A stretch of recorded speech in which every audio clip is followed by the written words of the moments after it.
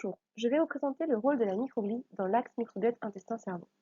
Mais allez-vous me dire, que sont les microglies et qu'est-ce qu'un microbiote? Commençons donc par quelques explications. Tout d'abord, le microbiote intestinal est l'ensemble de micro-organismes, majoritairement des bactéries et des virus, qui sont bénéfiques et qui vivent dans notre intestin. Ces micro-organismes sont nécessaires à de nombreuses fonctions, telles que l'alimentation ou la protection contre les bactéries néfastes, dites pathogènes. Nous savons également que le microbiote intestinal impacte le cerveau. Cependant, nous ne savons pas encore par quel mécanisme le microbiote peut impacter le cerveau, ni l'importance de ces impacts. Ce que nous savons en revanche, c'est que dans le cerveau, des études ont déjà démontré que le microbiote intestinal pouvait moduler les microglies. Les microglies sont, comme les neurones, des cellules du cerveau. Elles ont de nombreux rôles au cours du temps. Un de leurs rôles très importants a lieu lors du développement du cerveau. En effet, à ce stade, les microglies vont organiser les neurones, c'est-à-dire qu'un neurone mal connecté sera éliminé. Cette élimination est effectuée par les microglies via un processus nommé phagocytose. Pour simplifier, les microglies vont détecter un neurone mal connecté et l'engloutir, le digérer pour l'éliminer. Alors comment le microbiote impacte-t-il la phagocytose lors du développement du cerveau? Et est-ce que ce microbiote intestinal peut influencer le développement de nos réseaux neuronaux?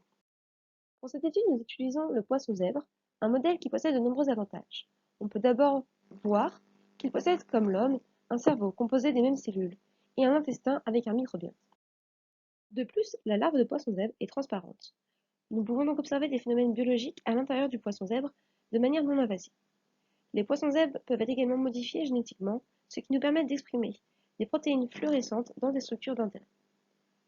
Nous pouvons ainsi observer le phénomène de phagocytose, détaillé précédemment, en utilisant des larves qui expriment des protéines fluorescentes rouges dans les neurones et des larves qui expriment des protéines fluorescentes vertes dans les microglies.